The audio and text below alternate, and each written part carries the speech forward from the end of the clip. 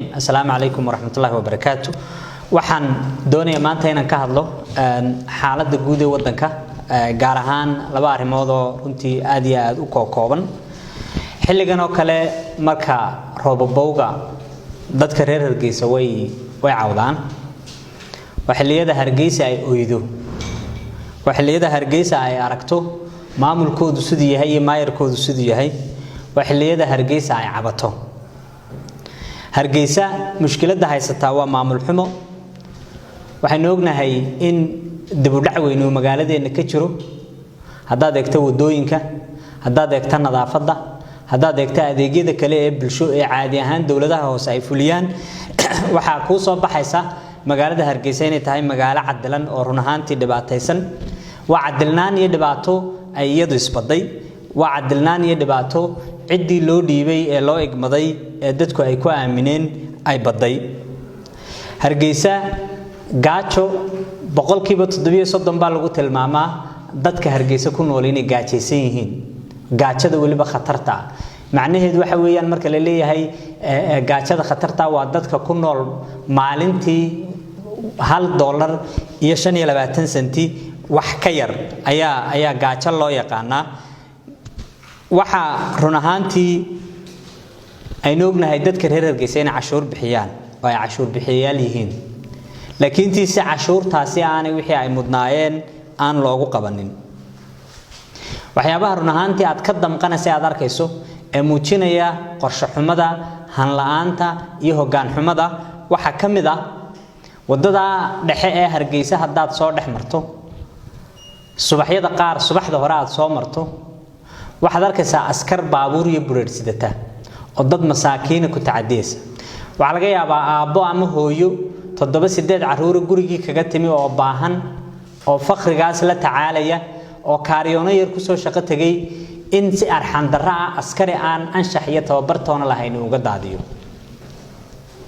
dadkaas iyagoo ooyaya cabanaya oo calaalaya dabadeetana ay arkayso iyagoo wadada yaacaya oo balas leh waa laga tagaayo saacad kadib wadadii haddana sideedii bay ku noqotaa subaxun baa la soo seexdaa la yiraahdaa baritaan wadada banayno tii aan qorshe loo sameeynin dadkaasi meelaha ay ku ganacsan lahaayeen loo sameeynin noloshoodii sidii u dabaran lahaayeen loo sameeynin dadka dhibaataysan ee reer Hargeysa meeyarka mas'uuliyad baa ka saaran madaxweynahana mas'uuliyad baa ka saaran malaha madaxweynuhu markuu baxayana de wadooyinka la xidhaa wadada uu marayana waa la sii xaadaa laakiin marka Hargeysa roob helo waxaad arkaysaa Hargeysa inaanay magaalo noloshu aad u adag tahay ay tahay oo kala xidhan dadku aanay isu socon karin ganacsiga dhibaato weyn ku haysa dhaqaalihii magaaladana dhibaato weyn run ahaantii ku haysa xashiishku markuu biyaha dhex galay oo dul fuulana cudurro ayaa ka dhasha oo ka dhalanaya maanta kama rajo qabno in intuu maayarku dib u dhasho Hargeysa hagaajiyo kama rajo qabno in madaxweynuhu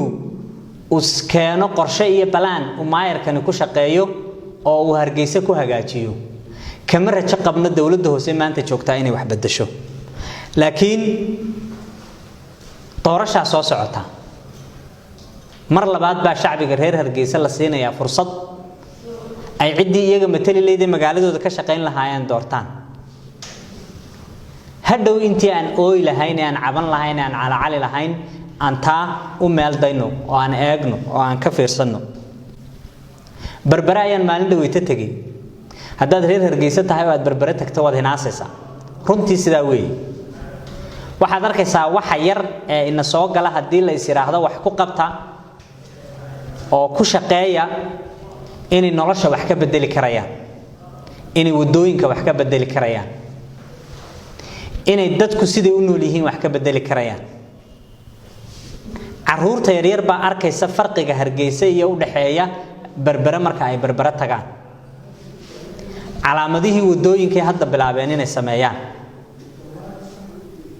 Hargeysana maanta waad aragtaa oo ka cashuur badan oo ka dhaqaale badan oo ka population badan oo dadkeedu maanta halka ay taagan yihiin iyo noloshii siday tahay tusaale yar waxa kuugu filan waxa jirta shirkad biyaha magaalada